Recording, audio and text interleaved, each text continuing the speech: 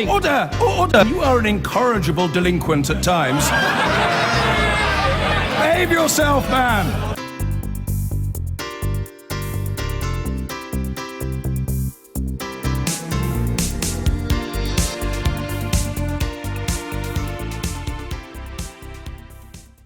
The government today promised it will make hundreds of millions of pounds available to anyone willing to take over Tata Steel's UK business. And in an apparent U-turn, it's now talking about the possibility of taking a 25% stake in the business. The steel company's mammoth pensions deficit is one big deterrent to any buyer. One solution, shuffle it off to the Pension Protection Fund.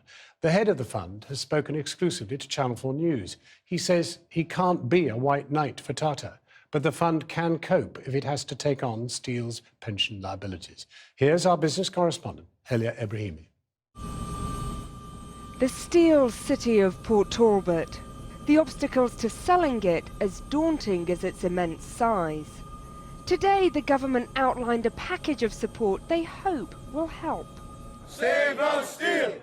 In addition to a controversial offer to take a 25% stake, Business Secretary Sajid Javid trying to entice would-be bidders with a selection of loans, grants, and even an option to separate the most poisonous part of the company, the £15 billion pension scheme. But 130,000 people's retirement savings are at stake, and the scheme has become a key battleground between the government and Tata. No one wants it because its deficit is projected to be £2 billion, but insiders worry the government is bending too far to Tata's will. It was a steel crisis 14 years ago that lost Andrew Parr his job. But back then, his pension was also on the line. His case was part of a movement that created an emergency pension protection fund.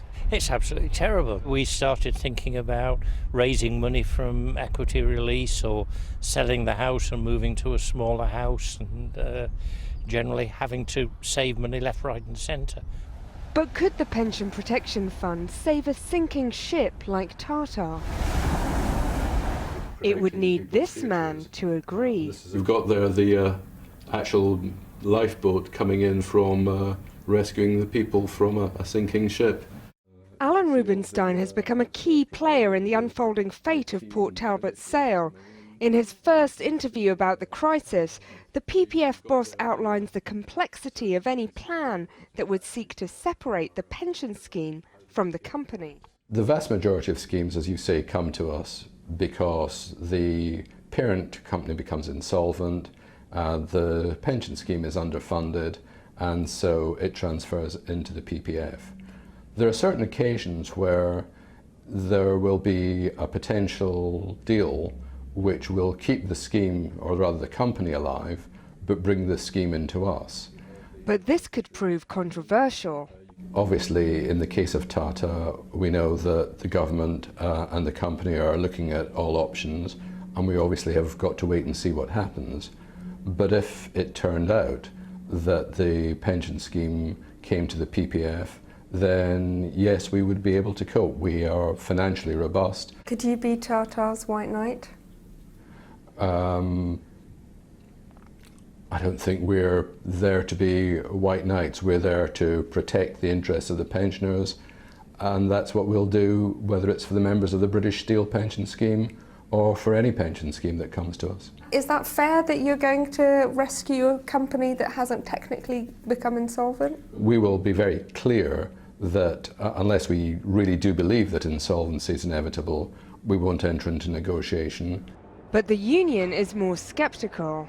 Yes, the Pension Protection Fund affords some level of protection, but it may not be the best solution. The best solution may be something else that we haven't yet explored. But with jobs on the line, maybe even Mr. Javid's, the types of compromise deal on the table will be more unorthodox and perhaps more unpalatable than the PPF, the regulator and even the unions would hope for. Helia Ebrahimi.